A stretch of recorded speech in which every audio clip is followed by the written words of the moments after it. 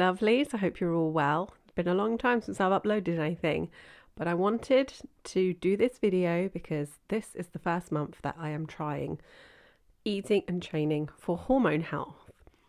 So, as the title suggests, this is my first full month of eating and training this way. So, this first video, I'm going to be detailing you what I'm doing for the entire month. I'm currently on day 4. The bulk of the information that I got for this plan is from this book, Fast Like a Girl by Dr. Mindy Pelz. Now, if you are a lady, I highly, highly suggest getting this book and reading it. It is brilliant. It is so full of just amazing information, stuff I never knew about female hormones and female health. And it's not just all about fasting. So obviously it's called Fast Like a Girl because there are fasting strategies in there that are tailored directly to females because we have to fast and train differently to men,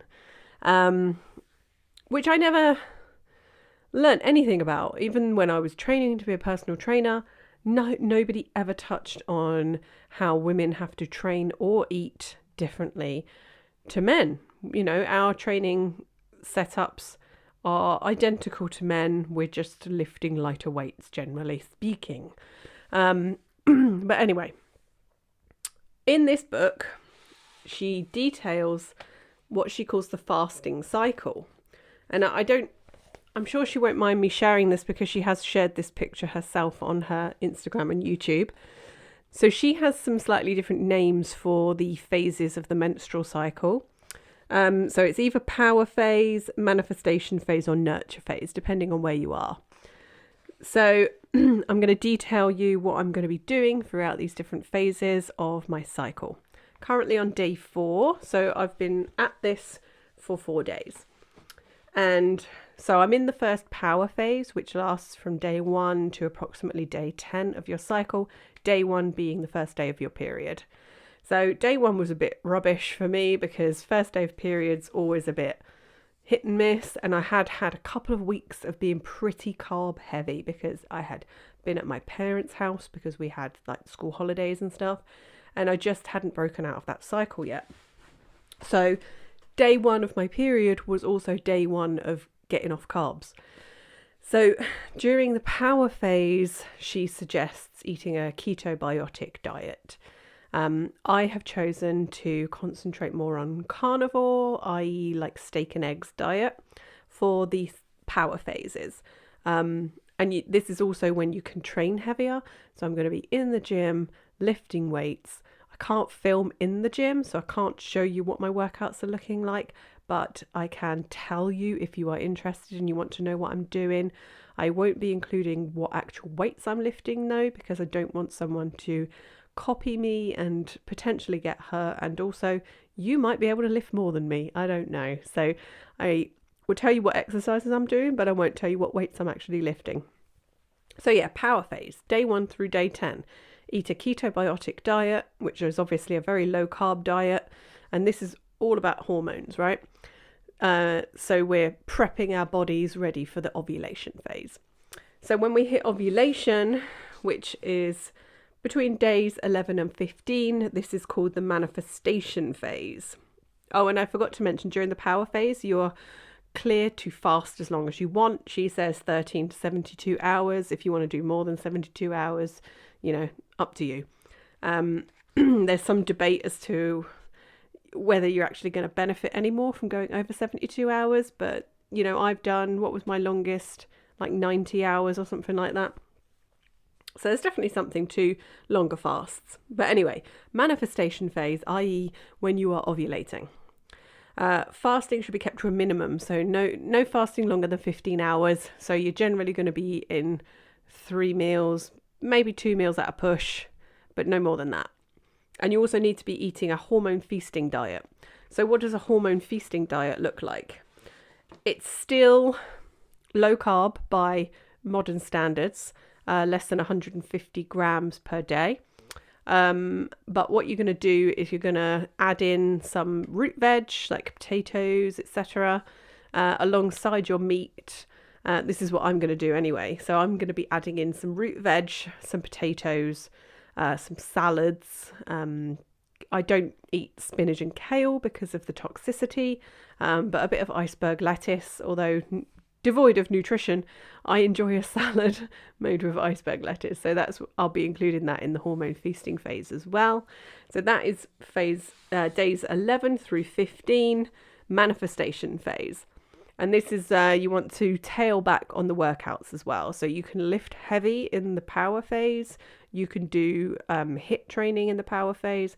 But manifestation phase, you want to ease it back and you want to do some like low intensity, steady state cardio, lighter weights with higher reps. You're not going to be going to failure. You're not going to be punishing yourself because you need to be prepping. Your body is busy. It's busy doing its ovulation thing. Obviously, if you no longer have a cycle, then you can do whatever you want. You can stick to keto full time, carnivore full time, see what works for you. But this is obviously laid out for us ladies that still have a cycle. And I just want to see if this can help me. I was getting some funny symptoms. I'm 38 now. And I was never aware of the thing called perimenopause, which I believe is what I had started going through. I got myself some supplements and that has eased a lot of those symptoms. And then I'm going to try this approach rather than the sort of extreme fasting, extreme dieting, to see if this will help me out as well. Okay, so on to the next power phase. Yes, we get 2 power phases. Isn't that great? So this is days 16 through 19. So this is that little in-between period when you're not ovulating anymore, but your body isn't preparing for your menstruation. So we get 4 days-ish, where we're back into our power phase. So we're back into fast as long as you want, lift as heavy as you want, and eating a keto or carnivore-esque diet. So that's exactly what I will be doing. So what I'm doing through days 1 to 10, I'll then be repeating days 16 through 19. And then we're on to the nurture phase. So this is when your body is prepping for your period. And then obviously once your period starts, you're back to day 1 and back into the power phase. But this period, it's the longest part of the cycle because it's days 20 through to 30, depending on the length of your cycle. Obviously, I'm around about a 28-day cycle. So for me, it's an 8-day period.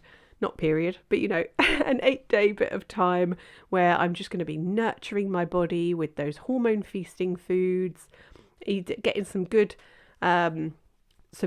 sources of carbohydrate.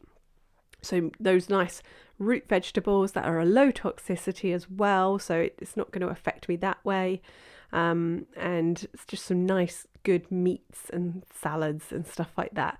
And I've also picked up some keto granola that I'm going to have for my breakfasts during these periods with a little bit of Greek yogurt, perhaps with a bit of honey. But obviously got to keep an eye on those carbs because we're still low carb by modern day standards. Most people are, eating a shit ton of carbs. So 150 grams under is still pretty low carb compared to the modern standard Western diet. So yeah, it's going to be really interesting to see the changes that happen in my body during this period of time. Obviously, I'm now on day 4 of eating carnivore steak and eggs. I'm feeling good. I'm feeling better. I am having some oxalate dumping symptoms though, like a weird rash on my wrist, which you probably can't see, but I can actually see the bumps where the oxalate crystals are coming through the skin. It happens. It happens when oxalates build up in the body, right? So then when you stop eating them, the body wants to get rid of them as quickly as possible, which means you will get these little periods of time, generally only lasts a few days at a time, when your body is expelling these crystals, these oxalate crystals. And it can give you some weird symptoms. You can get some digestive issues. It can feel like you've eaten a curry, for example. That's not TMI, is it? You can get rashes. Just all sorts of bizarre things can happen to your body when you are dumping oxalate. But you know, we put up with it for a few days. If you're really that bothered about it, you can have some dark chocolate to try and sort of ease the symptoms, but all you're going to do then is prolong it, in my opinion. So I'm just sticking to my guns. I'm sticking to my heavy meat-based way of eating for the power phases, and then adding some veg in during the manifestation and nurture phase. So yes, again, it's Fast Like a Girl, Dr. Mindy Pelz. She's on YouTube, she's on Instagram, so you can find her. But this is where I've gotten the most of my information from. And also Dr. Stephanie Estima. I have her book, the Betty Body book. I can't show you because it's a Kindle copy, so I don't have a physical copy here. But yes, the Betty Body book by Dr. Stephanie Estima. Wonderful information about female hormones and female health. Again, this is stuff that we're just not taught. We're just not taught it. And apparently neither are doctors. They've had to go out and do their own research, these ladies, in order to help us, which is awfully nice of them. But yeah, it's going to be very interesting to see the results. I am carrying a bit of extra at the moment. I want to drop about 20 pounds, 15 to 20 pounds, something like that, just to get me back into fighting weight, so to speak. But I'm also going to be hitting the gym, which is something I didn't do with my previous diets. But I'm looking forward to getting back in there. Yeah, so power phase, lift heavy, eat keto, and fast as long as you want. Manifestation and nurture phase, eat hormone feasting, so upping the carbs a bit with good sources like root vegetables. You're still going to be avoiding breads and pastas and all that stuff. And lifting lighter, getting some low intensity cardio in, stuff like that, Pilates, like nice stretches and stuff like that, and ease back off the fasting. So you're going to be eating 2 or 3 meals a day, probably 3 just to be safe, so you're not fasting too long. And yeah, just generally taking care of yourself during those phases. But it's going to be very interesting to see the results. I would love to hear your thoughts if this is something that you're interested in trying as well. Have you read the book? Are you jumping in at the same time as me? If you've done it already, and I'd love to hear your results if you have done. But yeah, I'm going to keep you updated, and I will see you soon.